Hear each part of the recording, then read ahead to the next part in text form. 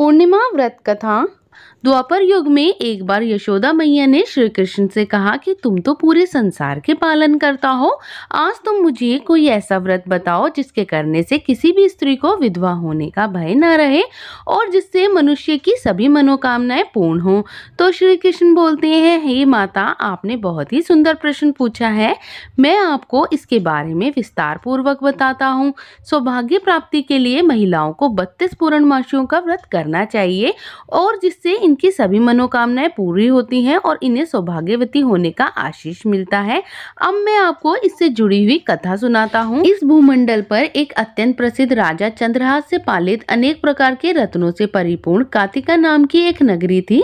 वहां पर धनेश्वर नाम का एक ब्राह्मण रहता था और उसकी स्त्री अति सुशीला और रूपवती थी। दोनों ही उस नगरी में बड़े प्रेम के साथ रहते थे।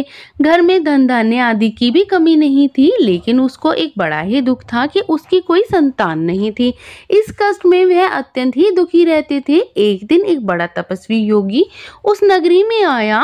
वह योगी उस ब्राह्मण का घर छोड़कर अन्य सब घरों से भिक्षा लाकर भोजन किया करता था, लेकिन रूपवती से भिक्षा नहीं लिया करता था।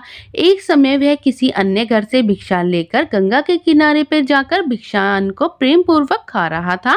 तभी धनेश्वर ने योगी को देखा और अपनी भिक्षा के अनादर से दुखी होकर बोला, हे योगी, हे महात्मा, आप सब घरों से भिक्षा लेते हैं परंतु मेरे घर की भिक्षा कभी भी नहीं लेते, इसका कारण क्या है? योगी ने कहा कि निसंतान के घर की भिक्षा पापियों के अन्न के तुल्य है और जो पापियों का अन्न खाता है वह भी पापी ही हो जाता है। क्योंकि तुम निसंतान हो, अतः पापी हो जाने के भय से मैं तुम्हारे घर की भिक्षा नहीं लेता हूँ।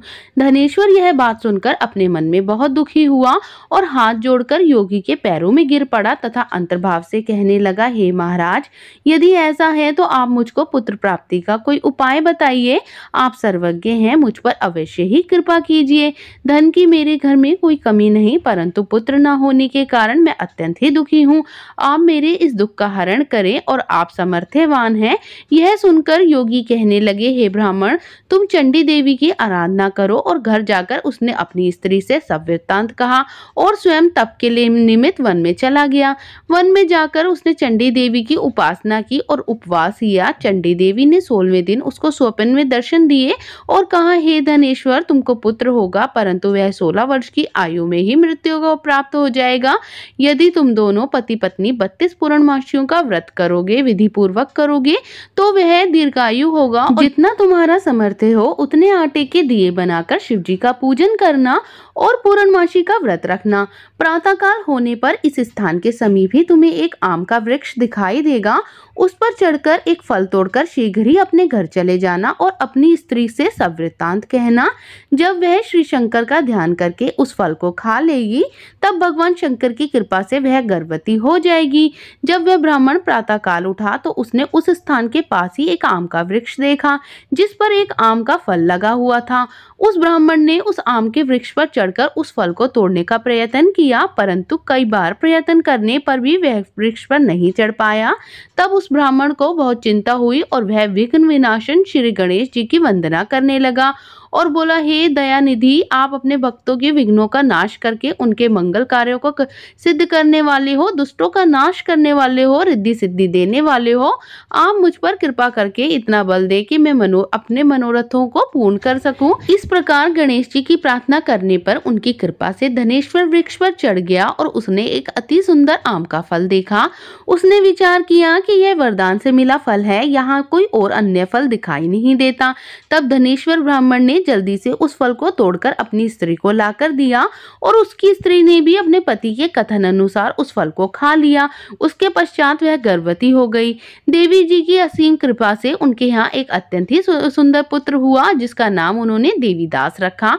माता पिता के हर्ष और शोक के साथ वह बालक शुक्ल पक्ष के चंद्रमा की भांति बढ़ने लगा।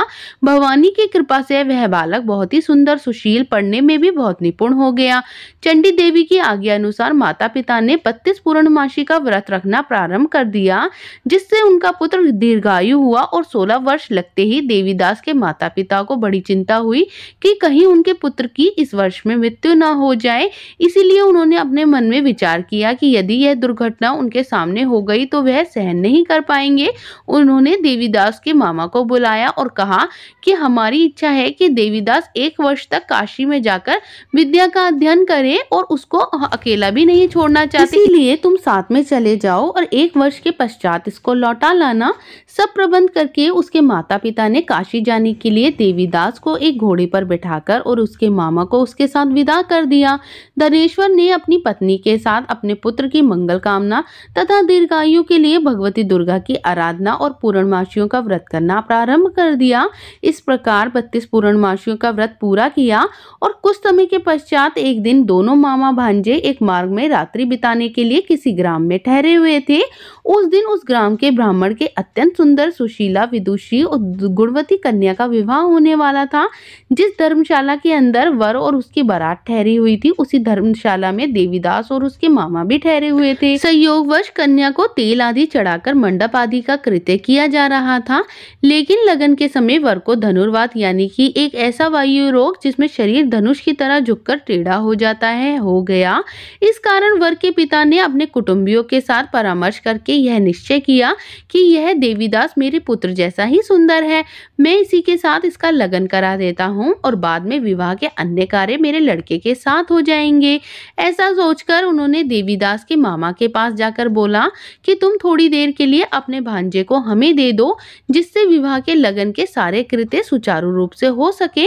तब उसका मामा कहने लगा कि जो कुछ भी कन्यादान के समय वर को मिले वह सब आप हमें दे दिया जाए तो मेरा भांजा आपकी बारात में दूल्हा बन जाएगा। यह बात वर के पिता ने स्वीकार ली और उसने अपने भांजे को वर बनने के लिए भेज दिया। उसके साथ विवाह के सभी कार्य रात्रि में विधि पूर्वक पूरे हो गए। पत्नी के साथ लेकिन वह भोजन ना कर सका, क्योंकि वह सोच में पड़ गया कि ना जाने यह कैसी स्त्री होगी, और यही सोचते सोचते उसकी आंखों में आंसू आ गए। तब वधू ने उससे पूछा कि क्या बात है, आप इतने उदासीन और दुखी क्यों दिखाई दे रहे हो। तब उसने वे सब बातें जो वर के पिता और उसके मामा के बीच में हुई थी उसको बतला दी। तब कन्या कहने लगी, मैंने देव, ब्राह्मण, अग्नि सबके सामने आपको अपना पति बनाया है, इसीलिए आप ही मेरे पति हैं। मैं आप ही की पत्नी रहूंगी, किसी अन्य की कदापि नहीं। तब देवीदास ने कहा, ऐसा मत करिए, क्योंकि मेरी आयु बहुत कम है, इसके पश्चात आपकी क्या गति होगी, इन बातों को अच्छी तरह से विचार लो। परंतु वह दृढ़ विचार वाली स्त्री थी। वह बोली, आपकी जो गति होगी वही मेरी गति होगी। हे स्वामी, आप उठिए और भोजन करिए, आप निश्चय ही भूखे होंगे। इसके बाद देवीदास और उसकी पत्नी दोनों ने ही भोजन किया तथा शेष रात्रि वह सोते रहे। प्रातःकाल देवीदास ने अपनी पत्नी को 3 नगों से जड़ी हुई अंगूठी दी और एक रुमाल दिया और बोला, हे प्रिय, इसे लो और संकेत समझकर स्थिर हो जाओ। मेरा मरण और जीवन जानने के लिए एक पुष्प वाटिका बना लो, उसमें सुगंधित वाली एक नवमालिका लगा दो। इसको प्रतिदिन जल से सींचा करो और आनंद के साथ खेलो, कूदो और उत्सव मनाओ। जिस समय मेरे प्राणों का अंत होगा ये फूल सूख जाएंगे और ये जब हरे हो जाए तो जान लेना कि मैं जीवित हूँ। यह समझाकर वह चला गया और प्रातःकाल होते ही वहां पर गाजे बाजे बजने लगे। जिस समय विवाह के कार्य समाप्त करने के लिए वर तथा बाराती मंडप में आए तो कन्या ने वर को भली प्रकार से देखकर अपने पिता से कहा कि यह मेरा पति नहीं है, मेरा पति वही है जिसके साथ सत्र में मेरा पाणी ग्रहण हुआ था, इसके साथ मेरा विवाह नहीं हुआ। यदि यह वही है तो बताएं मैंने इसको क्या दिया। मधुपर्क और कन्यादान के समय मैंने कुछ आभूषण दिए थे, यह उन्हें दिखाए, और रात में मैंने इसके साथ कुछ गुप्त बातें भी कही थी, यह वह भी सुनाए। पिता ने उसके कथन अनुसार वर को बुलवाया गया और कन्या की यह सब बातें सुनकर वह कहने लगा कि मैं कुछ भी नहीं जानता। इसके पश्चात वह लज्जित होकर वहां से चला गया और सारी बारात भी अपमानित होकर वहां से लौट गई। भगवान श्री कृष्ण बोले, इस प्रकार देवीदास काशी विद्या अध्ययन के लिए चले गए और जब वहां कुछ समय बीत गया तो काल प्रेरित होकर एक सर्प रात्रि में उसको ढसने के लिए वहां पर आया, पर उस विषधर के प्रभाव से उसके शयन का चारों ओर विष से विषैला हो गया, परंतु व्रत के प्रभाव से उसको काट नहीं पाया, क्योंकि पहले ही उसकी माता ने 32 पूर्णिमा का व्रत कर रखा था। इसके पश्चात मध्य रात्रि में स्वयं काल वहां पर आ गए, उसके शरीर से प्राणों को निकालने का प्रयत्न करने लगे, जिससे वह मूर्छित होकर पृथ्वी पर गिर पड़ा। भगवान की कृपा से उसी समय पार्वती जी और भगवान शंकर जी भी वहां पर आ गए। उसको मूर्छित दशा में देखकर पार्वती जी ने भगवान शंकर से प्रार्थना की कि हे प्रभु, इस बालक की माता ने पहले ही 32 पूर्णिमा का व्रत किया था और इसके प्रभाव से हे भगवान इसके प्राणों को दान दे दे। भवानी के कहने पे भगवान शिव ने उसको प्राणदान दे दिया। इस प्रकार व्रत के प्रभाव से काल को भी पीछे हटना पड़ा और देवीदास स्वस्थ होकर बैठ गया। उधर उसकी स्त्री काल की प्रतीक्षा किया करती थी। जब उसने देखा कि पुष्प वाटिका में पत्र पुष्प कुछ भी नहीं रहे और उसको अत्यंत आश्चर्य हुआ कि जब वह वैसी की वैसी हरी भरी हो गई तो वह जान गई कि वह जीवित हो गए। यह देखकर वह बहुत प्रसन्न हुई और मन में अपने पिता से कहने लगी कि पिताजी, मेरे पति जीवित हैं, आप उनको ढूंढना शुरू करें। जब 16 वर्ष व्यतीत हुए तब देवीदास भी अपने मामा के साथ काशी से चल दिया। इधर उसके ससुर भी उसे ढूंढने के लिए अपने घर से जाने ही वाले थे कि वह दोनों मामा भांजे वहां पर आ गए। देवीदास को आता देखकर उसका ससुर बड़ी ही प्रसन्नता के साथ उसे अपने घर ले आया। उस समय नगर के निवासी भी इकट्ठे हो गए और उन सब ने निश्चय किया कि अवश्य ही इसी बालक के साथ ही इस कन्या का विवाह हुआ था।